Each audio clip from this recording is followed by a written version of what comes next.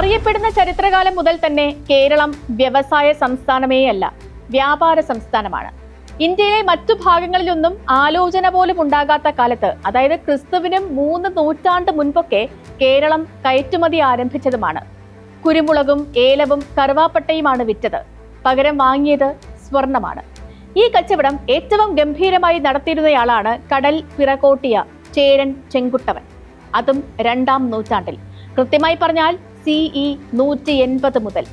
കുരുമുളകും ഏലവും ഗ്രീസിലേക്കും റോമിലേക്കും മാത്രമല്ല പോയത്, ഈജിപ്തിലേക്കുമാണ്. അവിടെ മമ്മി ഇട്ടുവച്ചത് കേരളത്തിൽ നിന്നുള്ള ഏലത്തിലും കുരുമുളകിലുമാണ്. റോമാക്കാരുടെ കപ്പലുകൾ നിർമ്മിക്കാൻ പെരിയാറ്റിൻകരയിലെ തേക്ക് മുറിച്ച് പുഴയിലിട്ട് അഴിമുഖം വരെ ഒഴുക്കിക്കൊണ്ടുവന്നു. അവിടെ നിന്ന് കപ്പലിലാണ് റോമിലേക്ക് കൊണ്ടുപോയത്. മതങ്ങൾ വരുന്നതിന് മുൻപും കച്ചവടം ഉണ്ടായിരുന്ന നാടാണ് നമ്മുടേത്. പക്ഷേ ഇവിടെ വ്യവസായം ഉണ്ടായിരുന്നില്ല. ഈ കുരുമുളക് കൊണ്ട് മറ്റു വസ്തുക്കൾ ഉണ്ടാക്കി വിറ്റില്ല. തടി കൊണ്ട് കപ്പലുണ്ടാക്കിയും വിറ്റില്ല. ആ ഒരു നില തന്നെയാണ് 20 നൂറ്റാണ്ടുകൾക്കു ശേഷം ഇന്നും. അതിൽ വന്ന ചെറിയ മാറ്റമാണ് ശശി തരൂർ ചൂണ്ടിക്കാട്ടിയത്.